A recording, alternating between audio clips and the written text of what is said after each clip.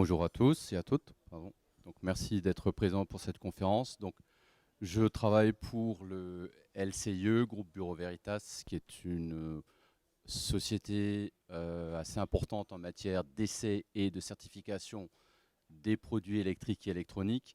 Et donc, aujourd'hui, le but, ce n'est pas de développer tous les sujets parce que ce sont des sujets très vastes. Donc, c'est de faire des rappels et de montrer ce à quoi vous êtes entre guillemets soumis si vous voulez vendre sur le marché européen ou sur d'autres marchés qui sont plus loin que l'Europe, des produits industriels qui sont en général des produits électriques, électroniques ou mécaniques. Voilà, donc si vous voulez faire de l'exportation de produits industriels, vous avez des contraintes et des difficultés, les réglementations qui changent, les normes qui sont différentes, les habitudes de marché qui sont différentes. Vous ne vendez pas en Europe comme vous vendez aux États-Unis. Il y a également le problème de la langue. Si par exemple vous voulez exporter en Turquie, il faudrait que les manuels soient en turc. Les contraintes climatiques ne sont pas les mêmes. Donc toutes ces choses-là, lorsqu'on n'a pas l'habitude de faire du grand export, on les découvre souvent trop tard. Bon, le but, c'est de vous préparer aussi à avoir la meilleure exportation possible et de ne pas découvrir ces choses-là au dernier moment. La photo montre l'arrière d'un bloc alimentation d'un PC. C'est un exemple très parlant. On voit que vous posez toujours des questions sur c'est quoi tous ces symboles, c'est quoi tous ces logos. Vous pouvez, si vous connaissez les logos, voir les pays pour lesquels le produit il a été certifié. Voilà. Donc il y a une différence aussi entre homologation, marquage CE et certification. Certains pays demandent de la certification.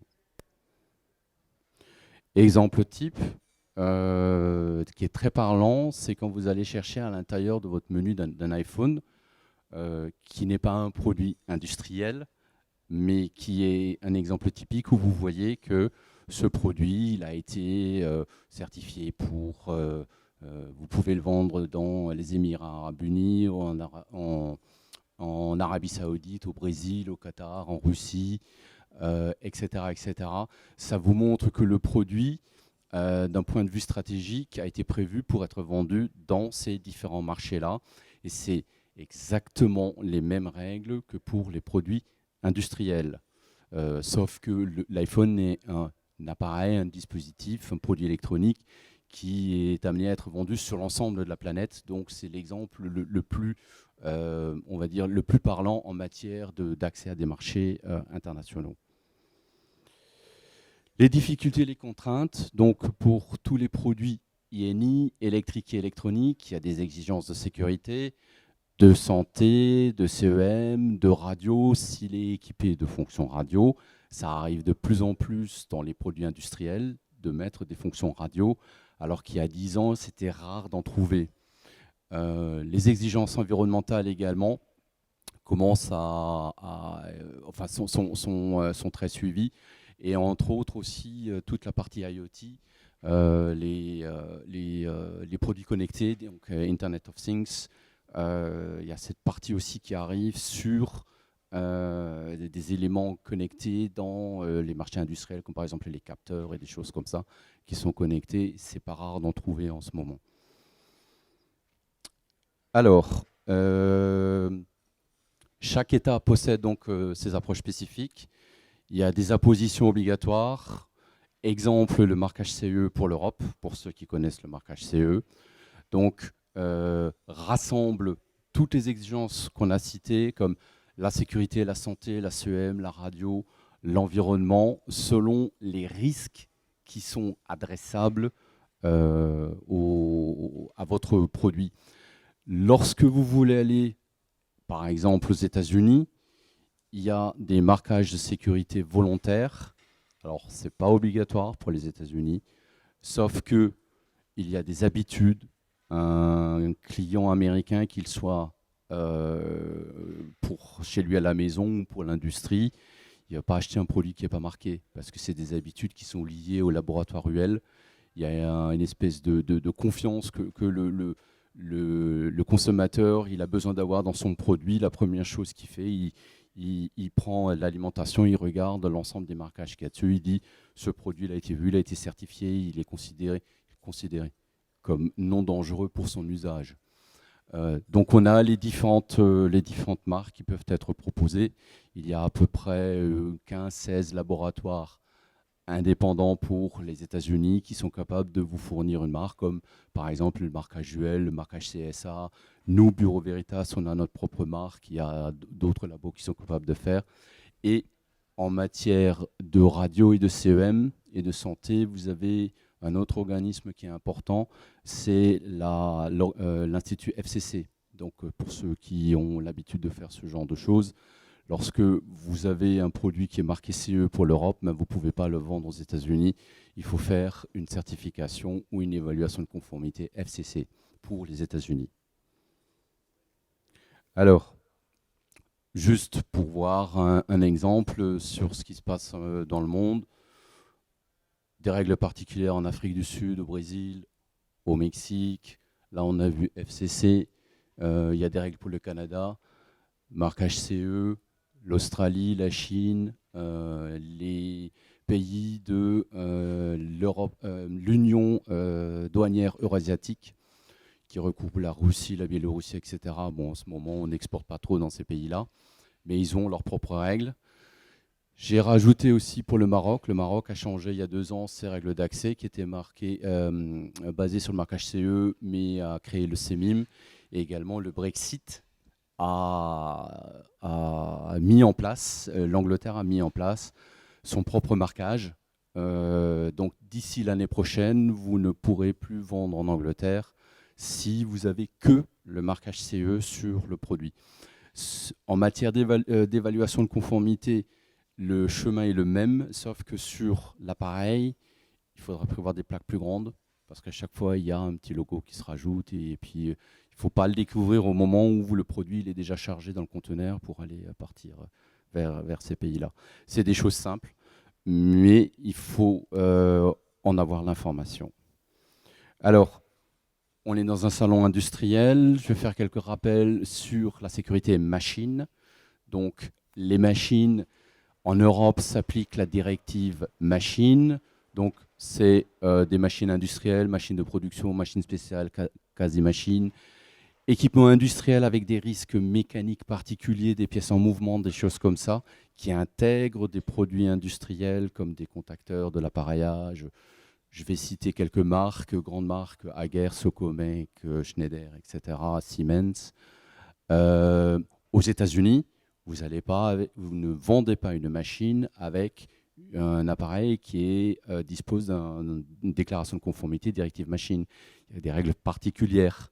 Par exemple, vous avez les normes UL, vous avez les normes NFPA 79, vous avez sur les coffrets électriques, vous faites de l'UL 508. Pour le Canada, vous vous dites « Ah bah tiens, c'est bon, je l'ai fait pour les États-Unis, tu peux aller au Canada. » Nix. Vous n'allez pas au Canada avec une certification américaine. Vous faites la démarche, la même pour le Canada, même si ça ressemble beaucoup. C'est les normes CSA, les machines spécifiques. Vous avez une démarche qui s'appelle ASPE 1000. Un exemple, vous voulez vendre un alternateur de puissance pour une centrale hydroélectrique. Vous n'allez pas faire 36 000 alternateurs, vous en faites un. Donc ça ressemble plus à de l'inspection. Et il y a des démarches, il y a des procédures douanières sur place qui sont faites par une administration locale qui vérifie que le label sur le produit il est bien là. Et c'est fait par le bureau du shérif. Donc le shérif, il ne vient pas avec son colt et son cheval. C'est une administration avec des fonctionnaires qui vérifient que le produit il a bien subi les tests et c'est très suivi. Donc voilà, il peut y avoir des règlements locaux par État, par province, par ville. Et il faut se renseigner au préalable. On dit oui, mais il y a le National Electrical Code aux États-Unis qui est harmonisé, c'est presque harmonisé. Exemple, le réseau électrique au Texas, il n'est pas raccordé, il n'est pas relié aux autres États pour la simple et unique raison qu'ils ont choisi de rester autonomes, ce qui leur a valu pas mal de problèmes l'hiver 2021, c'est-à-dire ils ont eu un blackout parce qu'ils n'étaient pas connectés au réseau externe.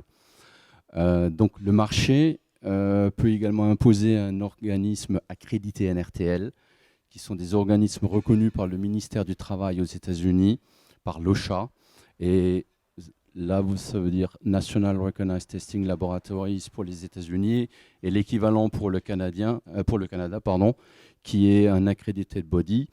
Et c'est ce que je disais sur un slide précédent, il y a à peu près 15 ou 16 organismes indépendants qui ont cette reconnaissance. Donc, par exemple, nous aussi, on a un laboratoire aux États-Unis qui sont capables de délivrer ces certificats-là. Et c'est très important pour vendre dans ces deux pays-là.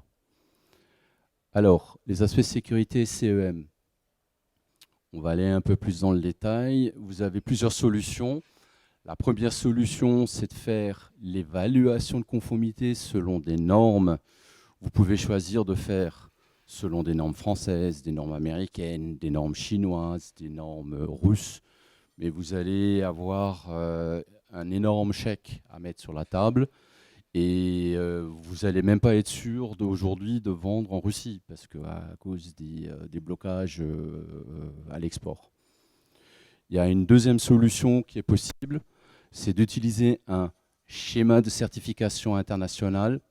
Vous faites un tronc commun et vous utilisez les déviations nationales normatives de chaque pays lorsque le pays les a publiées et a communiqué sur ces déviation nationale. Je ne sais pas si vous me suivez sur les termes de déviation nationale.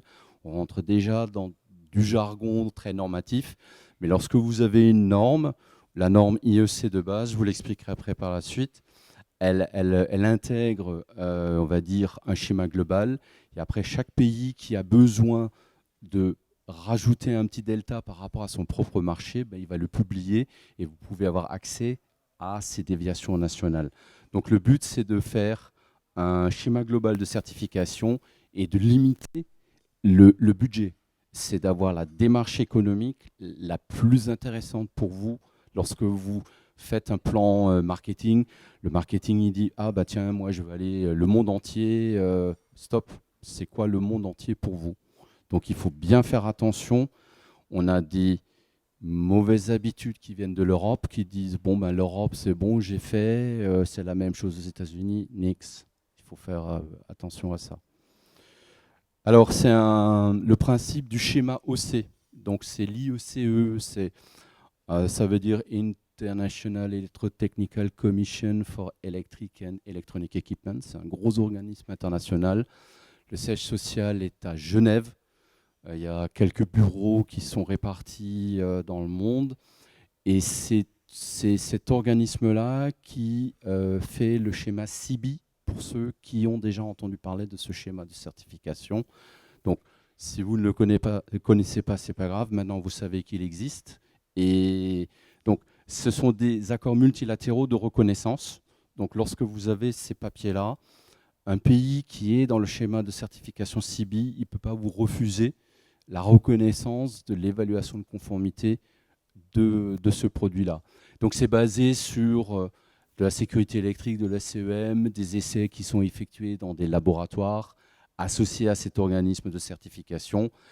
On ne devient pas laboratoire reconnu CIBI aussi facilement. Il y a des audits qui sont faits, c'est très long. C'est très difficile de rentrer dans ce schéma-là. Et c'est très facile d'en sortir si nous sommes fautifs par rapport aux critères qualité et par rapport à des non-conformités qui peuvent sortir sur un audit. D'ailleurs, en ce moment, nous, on se fait auditer. Donc, c'est très, très suivi. Et il faut vraiment prouver qu'on sait faire l'essai selon les règles connues de tous. Qu'un client chinois, il voit le référentiel normatif, il dit « Je sais ce que vous avez fait, je suis d'accord avec votre évaluation de conformité » et vous utilisez des normes harmonisées. Il y a aussi le terme harmonisé qui est très important. Alors, ensemble des pays, on ne va pas tous les reprendre. Il y en a certains, ils rentrent, ils sortent. Exemple, l'Iran y est. L'Iran, à un moment donné, devait sortir. Les pays qui ne respectent pas les règles ne restent pas. Voilà, donc c'est un club de pays qui acceptent les règles du schéma de certification internationale. Et bien sûr, la France y est aussi représentée par le LCIE. Alors, basé sur des normes internationales IEC avec prise en compte des caractéristiques locales, c'est ce que je disais, les déviations nationales. Donc, ça élimine les répétitions d'essais. Vous avez un bloc commun qui est la norme IEC. Si vous voulez faire de la norme européenne, c'est les normes EN.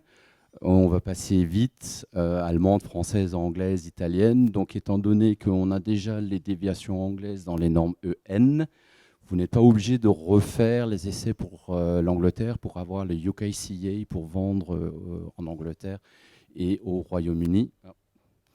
Et exemple, vous faites USA-Canada, ben, vous prenez le bloc commun et vous rajoutez les déviations US et canadiennes qui sont assez similaires.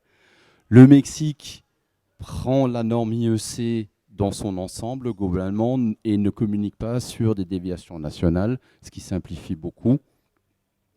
Donc vous avez un bloc commun à tous les pays, vous avez les déviations et vous pouvez en rajouter autant de fois que cela vous intéresse et pas autant de fois que vous avez juste envie. Ça dépend des marchés que vous visez. Alors, comment ça se passe? On émet un rapport d'essai suite aux évaluations de conformité. Le laboratoire qui émet ce rapport, ça s'appelle un CBTL, Certification Body Testing Laboratory. C'est beaucoup de termes anglo-saxons, parce que c'est un système anglo-saxon. Donc, émet un rapport CB sur les normes de CEM, sur les normes de sécurité électrique. Et l'organisme de tutelle le plus haut, qui s'appelle le NCB, sort ce qu'on appelle un certificat. Et ce certificat, c'est un certificat que vous pouvez montrer à vos clients, même si vous n'avez pas envie de montrer le rapport d'essai, parce que le rapport d'essai vous appartient, on n'a peut-être pas forcément envie de montrer ce qu'on a fait pour aller vers la conformité, mais le certificat CB est quelque chose, un document montrable. Et il est également reconnu par les autres organismes pour différentes marques qu'on peut avoir besoin. Exemple, la marque PSE, vous la trouvez au Japon pour des alimentations électriques et des choses comme ça. Ça, c'est une marque RCM pour l'Australie, c'est pour la Russie, et ça, c'est pour les États-Unis, c'est notre propre marque, Bureau Veritas. Exemple du site internet de l'IEC. Donc par exemple, ici, on a une norme en sécurité électrique. Je vais passer vite parce qu'on ne va pas étudier la norme aujourd'hui, mais vous avez toutes les normes qui vous intéressent pour l'évaluation de conformité sont visibles et on peut vérifier si le laboratoire qui a fait l'évaluation de conformité est reconnu selon cette norme-là et selon l'édition de la norme. Ce n'est pas une norme qui date d'il y a 20 ans aussi. Donc la dernière édition qui a été publiée et le laboratoire il s'est fait reconnaître pour tester selon l'état de l'art. Donc l'état de l'art est important. Oui, voilà, donc exemple ici, le LCE, on est bien présent dans le schéma de certification. Et c'est également une reconnaissance par site d'essai. Donc si vous avez un essai qui est fait, exemple, sur le laboratoire local à Pulversheim, ben, c'est une reconnaissance pour le laboratoire de Pulversheim et pas celui de Paris ou de Fontenay-aux-Roses. Si vous faites un essai à Fontenay-aux-Roses, c'est la reconnaissance du laboratoire de Fontenay-aux-Roses parce que c'est lié à la métrologie du site. La métrologie, les moyens d'essai sont vérifiés, sont suivis et vous ne pouvez pas faire de transposition par rapport à ça. Alors, on va passer un peu sur la radio, sans vouloir en faire de trop, et sur la partie santé. Donc c'est pareil, c'est des normes plus ou moins harmonisées, donc en Europe, aux États-Unis. Il y a des réglementations locales qui divergent. Je ne les connais pas toutes, je ne veux pas toutes les connaître, c'est très compliqué. Donc il y a une obligation d'enregistrement auprès d'un organisme local ou pas. Il faut le savoir lesquels. Il y a est-ce qu'on doit faire des essais dans le pays ou pas? Exemple en Australie, oui. Obligation d'un représentant local ou pas. Aux États-Unis, oui. Obligation d'une marque ou d'un numéro de dossier sur le produit ou pas. Exemple le Canada et les États-Unis, oui. La Corée, oui.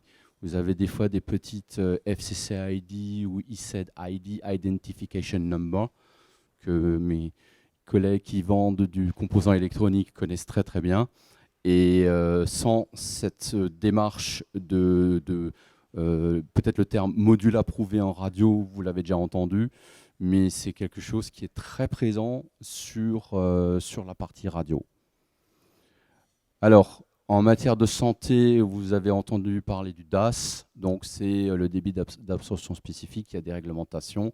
Encore une fois, le téléphone est l'élément, le produit technologique le plus couramment utilisé que vous connaissez bien. Il y a un DAS sur le téléphone qui est de 2 watts par kilo. Ça se retrouve également dans l'industrie parce que de plus en plus de produits dans l'industrie vont être équipés de modules 3G, 4G, etc. C'est principalement pour de l'émission radio de très forte puissance qui vont aller porter très loin. Par exemple, si vous avez votre paiement sans contact, votre RFID, qui sur votre carte bancaire ou sur votre téléphone, c'est de la très faible puissance. Il n'y a pas de DAS sur la partie RFID. Je continue. Oui, c'est juste, il y a différents DAS, tête, tronc, membres. C'est pas les mêmes essais, c'est pas les mêmes mesures, c'est pas les mêmes limites entre les États-Unis, le Canada, l'Europe, l'Australie. C'est pareil, vous avez un dossier prêt qui est bien, qui est beau, qui est fumant, que vous avez payé pour l'Europe. Bah, si vous voulez vendre au Brésil ou en Australie, ben, il faut voir ce que ces pays demandent parce qu'ils sont souverains sur leurs conditions d'accès à leur propre marché. Donc, encore une fois, il ne faut pas découvrir au moment où le produit il essaie de rentrer sur le territoire du pays. Europe, donc l'Europe regroupe les 27 pays États membres. Avant on était 28, maintenant on est 27.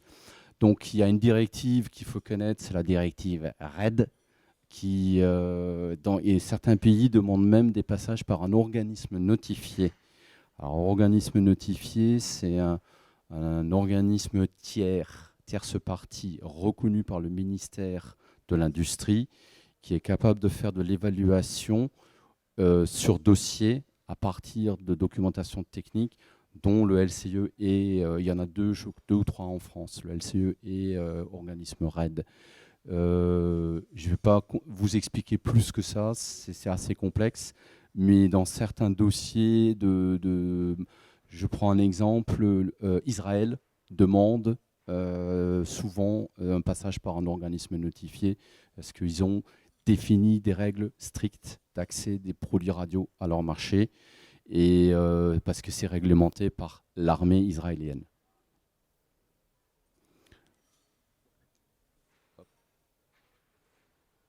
Pourquoi je crois que désolé, je suis allé trop vite. Je remonte. Voilà, donc on y était. Donc la directive RED, voilà, on va passer vite, c'est les équipements radio, les équipements comme les radars, les récepteurs de radiodiffusion sur la partie européenne. Il y a des équipements que l'on ne va pas faire dans la directive RED qui correspondent à une réglementation particulière, comme tout ce qui est équipement de télécommunication filaire, puisqu'il n'y a pas de wireless, il n'y a pas d'émission radio. Le radio amateur, les kits d'évaluation, les équipements marins, parce que c'est dans des bandes de fréquences différentes, ou tout ce qui est équipement militaire, donc qui répondent à une réglementation particulière. Je vais passer vite sur le schéma, l'examen UE de type. Donc, ce sont des procédures particulières par rapport à l'organisme notifié. Je ne pense pas que je vais commencer à vous expliquer comment on fait. Mais il y a une organisation très précise, et un protocole d'analyse qui est appliqué. Et donc, il y a des gens chez nous, des spécialistes, qui s'occupent de ce travail-là et qui vont respecter ce schéma d'analyse. États-Unis, on en a parlé, ce sont les normes FCC. Donc, c'est pareil, si vous avez fait une directive RED, des essais radio européens, vous n'allez pas aux États-Unis avec. Vous faites la démarche au niveau des FCC, c'est de la certification. C'est de la certification, pardon. C'est de la certification et ils sont obligatoires. C'est un passage obligé si vous voulez vendre des produits radio aux États-Unis. Et c'est idem pour le Canada. C'est pas parce que vous avez fait les États-Unis que vous avez le droit de vendre au Canada. Il faut faire la même chose pour le Canada. Euh, Quelques exemples de pays, le Brésil, l'Équateur, l'Argentine. Exemple, le Brésil demande des essais locaux et des enregistrements auprès de leur organisme de tutelle radio qui s'appelle l'Anatel. C'est très très difficile de travailler tout seul sur le Brésil. Il faut vraiment avoir soit un consultant sur place, soit une société d'ingénierie qui maîtrise ces aspects-là. Donc c'est lié aussi à des coûts pour vendre au Brésil. Exemple, l'Équateur ils peuvent reprendre les rapports FCC, les rapports américains, parce qu'ils font confiance dans ce qui a été fait par un laboratoire reconnu sur les normes américaines. L'Argentine, apparemment, demande des essais locaux aussi. La Chine demande des essais locaux. C'est très compliqué de vendre des produits radio en Chine. Le Japon, nous sommes habilités à faire des essais pour le Japon, nous sommes reconnus. La Corée, ils demandent également des essais locaux obligatoires et après l'enregistrement auprès de leur organisme de tutelle. L'Australie utilise, oui, des rapports européens ou FCC, sauf exception sur la partie radiotéléphonie mobile. Il faut faire des essais locaux et c'est une spécificité qui est liée à l'évolution de leur marché. L'Arabie Saoudite, il n'y a pas de reprise d'essais Europe, ils prennent les rapports Europe. Pareil pour les Émirats. Et ils peuvent aussi, au niveau du Qatar aussi, ils peuvent reprendre les essais européens. Et après, il y a des procédures d'enregistrement sur ces pays-là, puisque ces pays achètent beaucoup de produits technologiques, industriels. C'est pareil, c'est exactement pareil. Certification internationale synthèse. Voilà, donc vous avez vu que la réglementation internationale, elle est complexe et multiple, surtout pour les produits radio. Toujours, pourquoi utiliser des produits radio? Parce que c'est la complexité ultime en matière de certification. Il faut bien définir votre feuille de route et les pays cibles. Il ne faut pas être trop vague. Il ne faut pas dire je veux aller en Asie. Ok, mais quel pays? Prévoir du temps pour mener à bien les démarches, s'appuyer sur des experts pour éviter les erreurs, ce que je vous disais avant. Ça coûte un peu plus cher au départ, mais c'est de l'argent bien investi. Donc se faire bien conseiller au plus tôt dans le projet. Et les réglementations évoluent sans cesse, surtout dans le domaine de la radio, même en matière de sécurité électrique, même voire en matière de produits industriels classiques. Donc il y a une veille permanente. Ce que vous avez fait il y a 10 ans ou il y a 20 ans, aujourd'hui, je ne veux pas dire que c'est plus juste, mais ça a tellement évolué. Et en plus, vous n'êtes pas tout seul sur le marché. Il y a tellement de produits, il faut qu'ils interagissent ensemble et qu'ils coexistent ensemble sur les marchés. On va passer sur les solutions. Je vais quand même présenter le LCIE. On a plusieurs laboratoires, Île-de-France, Sud, région Rhône-Alpes et Alsace. Donc, nous, on est là. C'est un organisme qui existe depuis plus de 140 ans. Donc, ça fait longtemps. Et on est Groupe Bureau Veritas, qui est une société monstrueuse en matière de certification, où il y a quand même pas mal d'interactions. Grosse présence mondiale. Vous voyez qu'en Chine, il y a beaucoup de laboratoires. En Europe, il y en a pas mal. Après, on a des labos en Égypte et en Turquie, mais c'est surtout sur la partie textile, qui peuvent être des produits aussi industriels, mais c'est rattaché à notre unité, à notre division. Donc c'est plus du textile. Mais en matière d'électronique, c'est obligatoirement une très forte activité en Chine, avec des laboratoires d'essais qui sont de ce côté-là. Mais personnellement, j'ai très peu d'interactions avec eux. Nous, on se base vraiment sur des essais qui sont faits chez nous, localement, et sur également un processus de remise, de documentation, de rapport, etc., que nos clients attendent.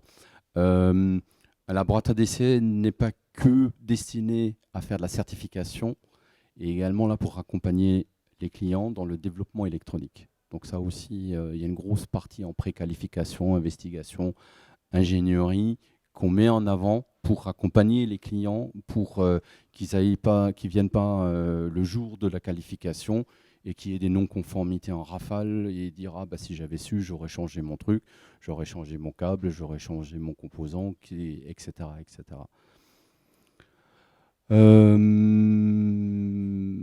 On a une offre en matière de vérification de conformité en radiofréquence. Je vais passer vite, ça reprend un peu notre offre de service. En CEM, c'est pareil, on a les standards du marché avec différents sites où on est proche du client. On ne va pas faire déplacer un client à 1000 km pour aller voir un labo. C'est bien que le laboratoire il soit à côté et ça draine une clientèle locale, voire transnationale, allemande, suisse, belge, italienne, espagnole, etc. On a également une offre cybersécurité, Cybersécurité, voilà pourquoi ça bouge. Voilà, la cybersécurité, petit passage là-dessus. La prochaine directive RED, donc la prochaine directive radio, va intégrer une obligation d'intégrer les aspects, une vérification de conformité par rapport à la cybersécurité. C'est la prochaine directive RED dans 2-3 ans. Donc vous pouvez vous attendre aussi lorsque vous avez du chiffrement, lorsque vous avez vraiment protéger votre transmission de données par rapport à vos applications, d'être contraint ou d'être soumis à une réglementation très précise. Donc c'est quelque chose qui est arrivé il y a 5 ans et maintenant c'est bien présent, la cybersécurité. Et je parle principalement d'objets communicants, que ce soit industriels ou des produits, voire même domestiques. On a toute une série de possibilités d'intervenir auprès de nos clients en matière d'évaluation de conformité pour aller vers le marquage CE sur principalement les directives basse tension, la directive CEM, les équipements radio.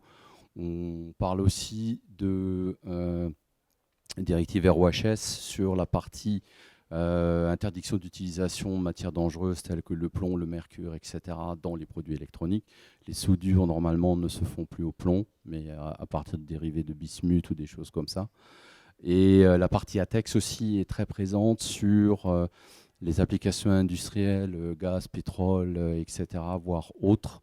Donc,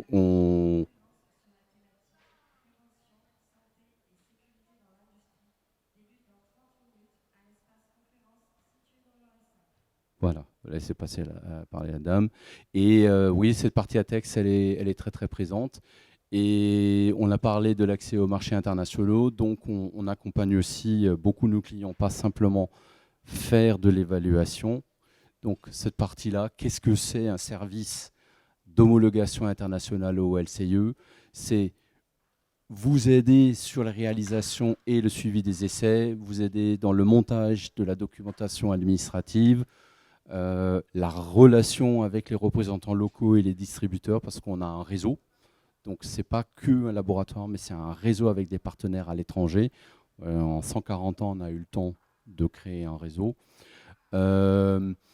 Présenter les demandes d'approbation aux différents organismes. Donc ça, on peut le faire pour vous, pour les clients, et également vous avancer les frais de certification, sachant que si vous allez vers l'export, vers la vente à l'international, soit vous le faites vous-même et vous avez quelqu'un chez vous qui sait le faire, les grandes sociétés qui ont des gens dédiés pour ces tâches-là, soit vous avez besoin d'un externe, et donc là, on peut aussi intervenir.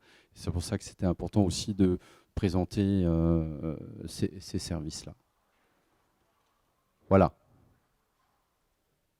Avez-vous des questions? Merci beaucoup. Des questions? Oui. Oui. Le BV est-il habilité à certifier UL lui-même? Oui. Ok. Deuxième question. En clair, je dois livrer une installation d'évapoconcentration à Houston. J'essaie de me blinder auprès de mes fournisseurs. J'ai la partie électrique, électronique, on y est assez sensibilisé, les autres parties ne devraient pas être touchées. Je me fais entourer théoriquement d'UL pour l'accompagnement jusqu'à la certification.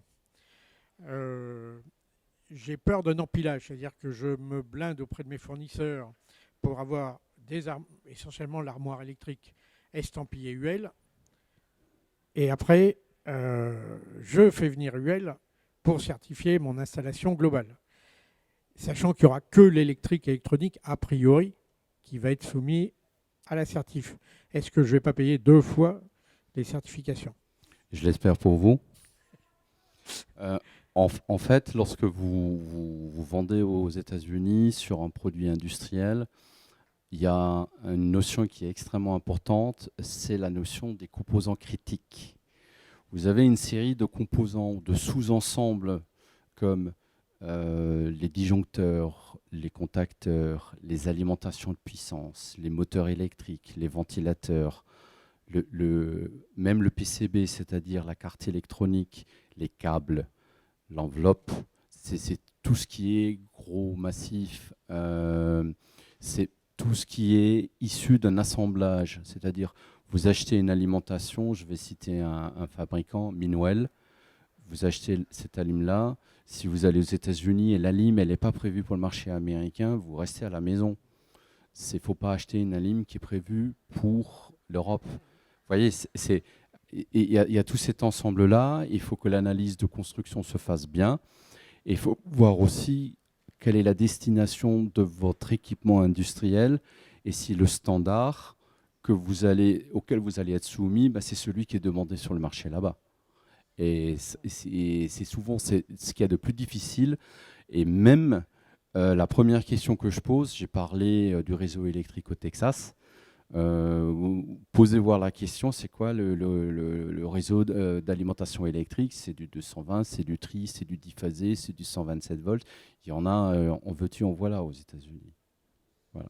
Mais je ne peux pas répondre de façon certaine à votre question, dire qu'est-ce que vous allez payer. Des fois, d'un inspecteur à l'autre, selon son expérience, il y en a un qui va avoir plus l'habitude de traiter ces sujets-là, il y en a un autre qui va plus découvrir. Donc ça dépend aussi de l'expérience de l'évaluateur et celui qui fait l'analyse de construction. Ok, merci.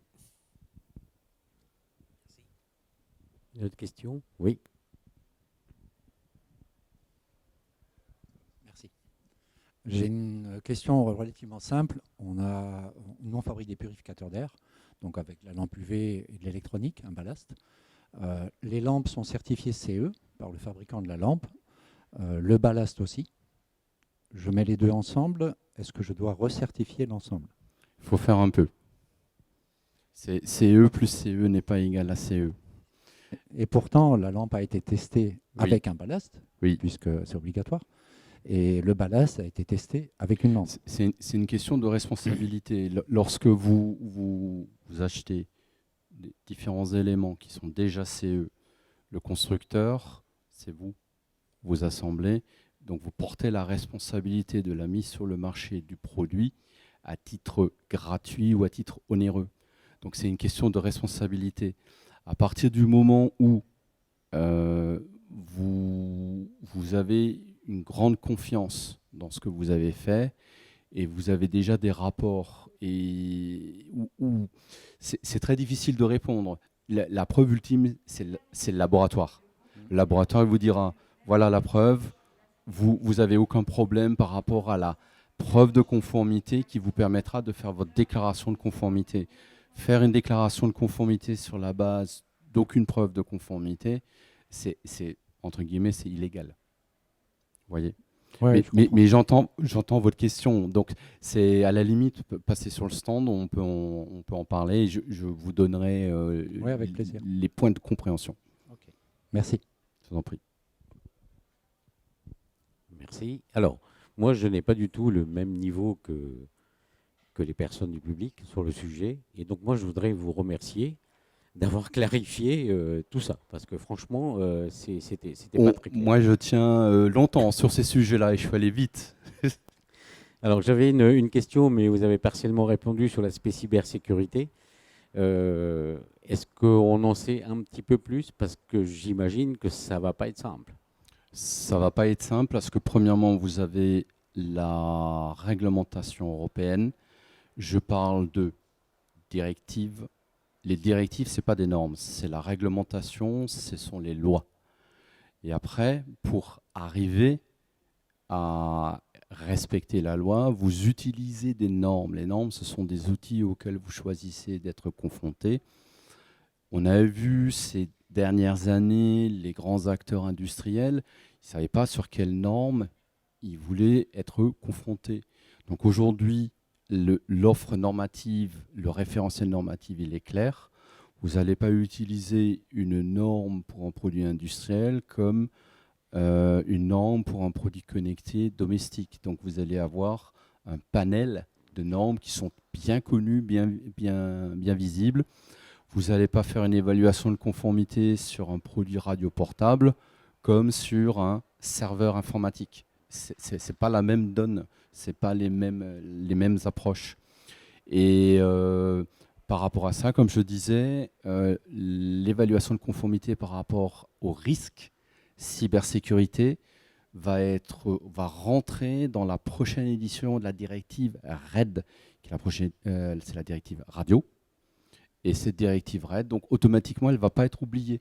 Donc dès que vous allez avoir un souci ou une problématique de cybersécurité, il va falloir la voir, traiter ou pas traiter, selon votre cas. Ça ne veut pas dire que vous êtes concerné, mais il ne faut pas l'oublier. Voilà. C'est un prisme de lecture, un peigne. Merci. J'avais encore une question par rapport au site où on a vu les normes. Est-ce que c'est un accès gratuit?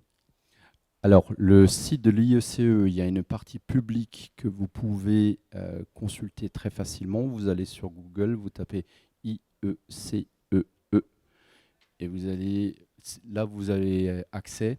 Mais après, il y a une partie qui est réservée aux professionnels. Vous avez un accès payant. Exemple, récupérer les déviations nationales. Nous, on les a. Vous n'avez peut-être pas forcément besoin d'aller payer cet accès-là, mais nous, on le fera pour vous. Voilà, ça fait aussi partie de ces services qu'on rend. Très bien. Une dernière question. Alors, c'est plus un peu on ne peut pas dire de la provocation, mais on est entre nous. Pourquoi est-ce que, alors je vais dire, le marquage CE a perdu un peu de son prestige? Alors, je m'explique. On entendait à droite, à gauche, marquage CE, ça veut dire, allez, vous pouvez oser, hein, China Export. Bonne question. C'est une très bonne question. Alors, je vais vous citer l'exemple du Maroc. Le Maroc acceptait les pays marqués CE jusqu'à il y a 2 ans. Et lorsque vous aviez une expédition, c'est il y a 2 ans, c'était en 2020. Juin 2020, vous expédiez quelque chose en avril ou en mai, direction la Chine, la réglementation elle change, les produits sont bloqués en douane sur les quais du port, je ne sais plus où exactement, à Tanger, ou voilà. Et non, Tanger, c'est pas au Maroc. Si, c'est au Maroc. Et le problème, c'est que c'est pas une perte de confiance dans l'évaluation de conformité par rapport aux normes, c'est l'usage frelaté du logo. Et cet usage frelaté du logo, qui venait d'un pays que vous avez nommé, puisque ce pays a une très forte relation commerciale avec le pays voisin du Maroc, qui s'appelle l'Algérie. C'est à cause de ça. Il y a eu passage de produits entre les frontières et ça a un peu transpiré. Donc ils se sont retrouvés avec du CE low cost et ils ont dit maintenant ça suffit, basta. On veut une vraie identification faite avec des vrais organismes tiers. Ils imposent maintenant le Maroc des essais qui sont faits par des organismes tiers, des laboratoires reconnus. Et là, ils ont dit, là, on a confiance. Et là, vous allez nous mettre un joli logo CEMIM, c'est le CEMIM. Et là, vous pouvez de nouveau envoyer vos produits. Mais ça a été une catastrophe à un moment donné pour des exploitateurs. Et j'en garde un souvenir cuisant.